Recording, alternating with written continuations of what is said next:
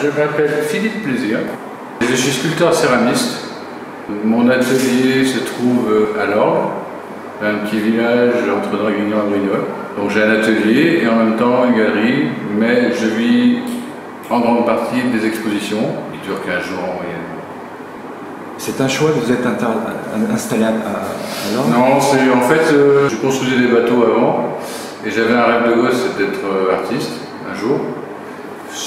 J'ai choisi un peu la céramique par hasard. Ça fait 10 ans maintenant que j'ai fait ce choix. J'ai fait une école de céramique à Val-Brice et un atelier de jeunes créateurs. J'ai fait quelques symposiums et puis après j'ai commencé à exposer et voir si je pouvais vivre de mon travail. En me disant que si ça ne fonctionnait pas, je ferais autre chose, mais ça se passe super bien et depuis 8 ans et je vis de mon travail en donnant beaucoup d'énergie. On va vous demander de nous parler un peu de votre travail, par quoi vous avez commencé, quel est le parcours artistique un petit peu? Moi j'ai commencé, j'étais compagnon du Tour de France en Champhenry, donc j'ai bossé dans plein d'entreprises. Puis après, mais la céramique c'est vraiment fait par hasard, c'est-à-dire que je voulais faire de la fonderie d'art. Donc là, pendant un an à Val-Brice, j'ai fait la formation basique, décoration, sculpture, émaillage, ce truc-là. Vous avez dit travailler la terre, ça veut dire quoi travailler la terre? Travailler la terre, c'est modeler. L'argile, la pétrie, on travaille on est dans la terre. J'ai toujours été fasciné par les cathédrales, par tous ces personnages, d'où les veilleurs d'ailleurs. Voilà.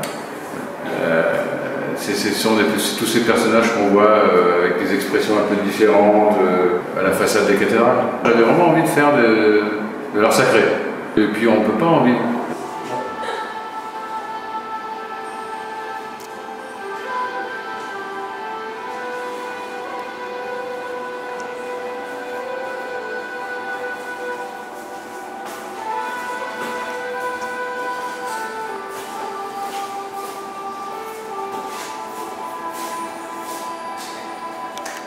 Le bois flotté, c'est aussi une démarche.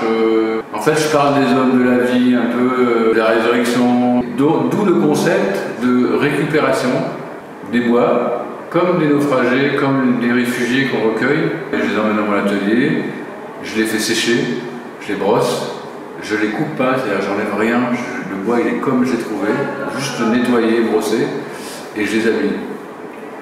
Et je les fais voyager.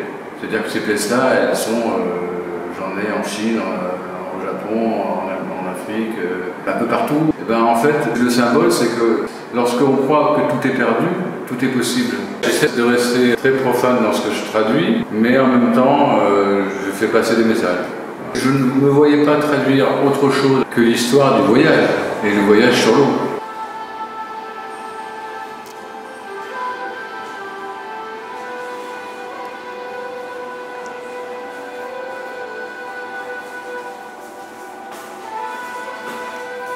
Équilibre instable, c'est comme des pirogues de céramique qui sont vraiment posées sur un module émaillé comme en équilibre. Et là, ces pièces sont le symbole de ce qu'est la vie. C'est pour moi une embarcation dans laquelle on monte, on part en voyage et on recherche toujours un peu l'équilibre, avoir une direction et en même temps d'être le mieux possible par rapport aux autres, se comporter le mieux possible. Voilà, c'est un peu la quête.